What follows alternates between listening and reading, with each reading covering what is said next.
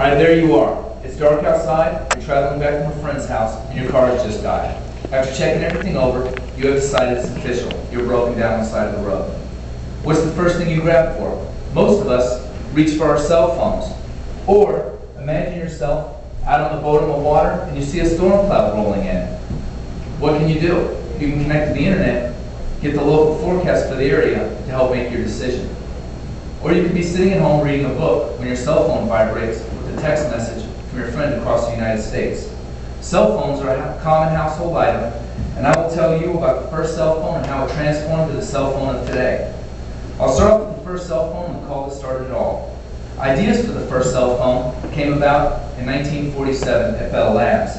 They were using ideas from the 1920s two-way radios that were in police cars and emergency service vehicles. Using this concept on a local or national scale proved many problems they had to work out. The lines were very congested and crowded, they used extremely low transmission frequencies, and they had a very limited range. All that changed many years later with the first phone call on April 3rd, 1973 by Martin Cooper of the Motorola Company. Mr. Cooper made his first phone call from the streets of New York, surrounded by reporters, to his top competitor, AT&T Bell Labs. He made this call on a 30-ounce phone. First cell phones initially used analog waves. Analog waves is where sound is converted to waves sent through the air and received at the other phone. They use extremely low frequencies and at the time had very limited towers of service and usually only in urban areas. This made for large roaming charges.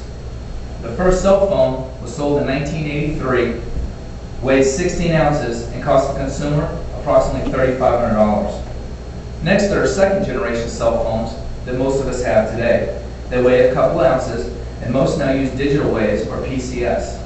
PCS is Portable Communication System. Digital waves is when sound is converted to data, sent through the air, and recoded at the receiving cell phone.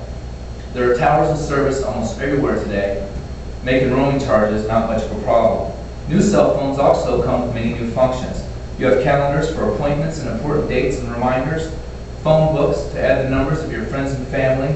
You can text message, get on the internet, listen to music and download it, take photographs with the camera, and videos. Lastly, third generation cell phones are the cutting edge of mobile communication today.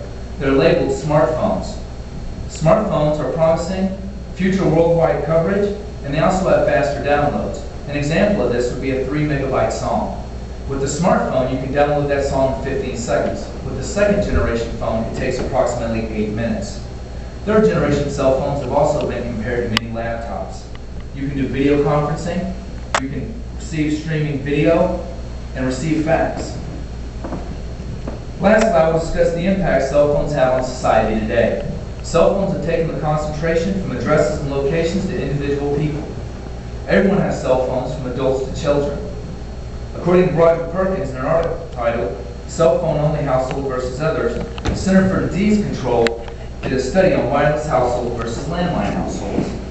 The study showed that in 2003, 1 out of every 28 adults lived in a wireless-only household compared to 1 out of every 8 adults in 2007. As it's clear, cell phones are getting more popular. Society is more connected.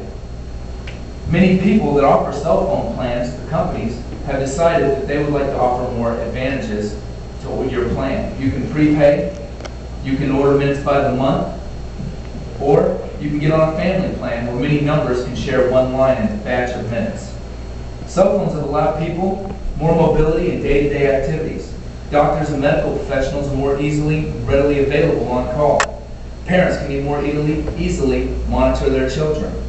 It works anytime, any place. 911 is a great example, which is your emergency number that can be accessible from anywhere if you're in a situation like I stated earlier. In conclusion, no matter how much you like cell phones or dislike them, it's clear society would not be the same today. Humans are naturally social animals, and the invention of cell phones have allowed us to remain in contact with each other anytime, anywhere, any place. In just a couple of decades, the cell phone has gone from a 30-ounce brick to the small and sleek application we use today. Like Neil Kinnock said, mobile phones are the only subject on which men boast about who's got the smallest.